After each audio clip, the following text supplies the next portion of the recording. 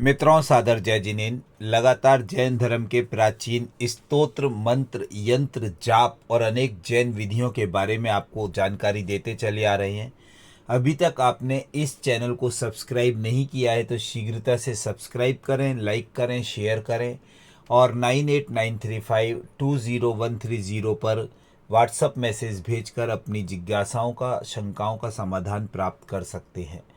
मित्रों, आज इस वीडियो को मैं पर्युषण पर्व के ऊपर जो मेरी श्रृंखला चालू है उसी के संबंध में बना रहा हूँ आपके लिए, क्योंकि पर्युषण के ऊपर पहले भी मैंने कई वीडियोस बनाए हुए हैं और मैं चाहता हूँ कि ये जो पर्युषण पर्व आते हैं वर्ष में, आप जिन्हें बहुत धूमधाम से मनाते हैं, चाहे श्वेतांबर समाज हो चाहे दिगंबर समाज हो, और इन पर्युषण में हम कैसे ज़्यादा से ज़्यादा अपने जीवन में लाभ प्राप्त कर सकते हैं। तो आज मैं यहाँ पर आपको 7 ऐसे रत्न बता रहा हूँ पर्युषण पर्व के, कि इन 7 रत्नों का पालन आप करेंगे प्रतिदिन तो आप इन पर्युषण पर्व से बहुत बड़ा लाभ प्राप्त कर सकते हैं।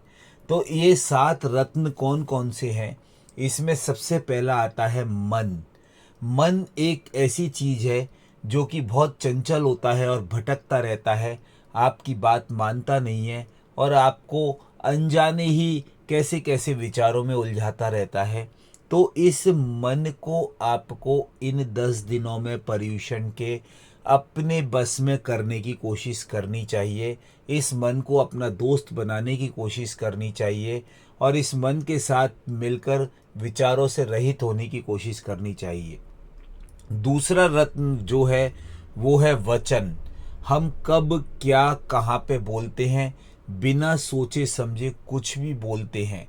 तो इन 10 दिनों में हमें ख्याल रखना है कि वचन अर्थात बात इस तरीके से करें कि जैसे हमारे पैसे लग रहे हो, एक एक शब्द को तोल मोल कर बोलना है और जब ज़रूरत हो तब नहीं बोलना है। और तीसरा है काया। काया का मतलब ये है कि जो आपका शरीर है उसके ऊपर इन 10 दिनों में श्रृंगार में, पहनावे में, खान पान में, किसी भी चीज़ में ज़्यादा ध्यान नहीं देना है और अपने आप को इस काया से भिन्न मानते हुए इस पर्युषण पर्व को बनाना है। तो मन, वचन, काया के बाद जो अगला स्टेप आता है वो है प्रतिक्रमण। प्रतिक्रमण का मतलब ये है कि की गई गलतियों का प्रक्षालन करना। तो पर्युषण पर्व में आप अपनी साल भर की गलतियों का और प्रतिदिन की गई गलतियों का प्रक्षालन जरूर करें, ये बहुत ज़रूरी है। और फिर इसके बाद आता है भक्ति। भक्ति का मतलब ये है कि जब आप ईश्वर के सामने, प्रभु की प्रतिमा के सामने देरासर मंदिर में जाएं तो वहाँ आपके अंदर से भक्ति जो है उमड़नी चाहिए। अंदर मन प्रफुल्लित होना चाहिए, मन प्रमुदित होना चाहिए। वो भक्ति भी आपको निकांचित कर्मों के बंधनों तक से मुक्त कर सकती है। और इसके बाद आता है व्यवहार।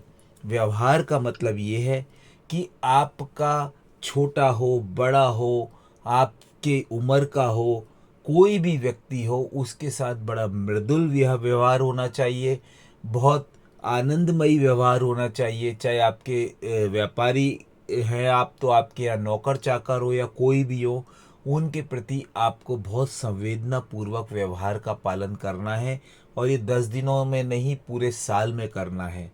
और फिर इसके बाद आता है आहार।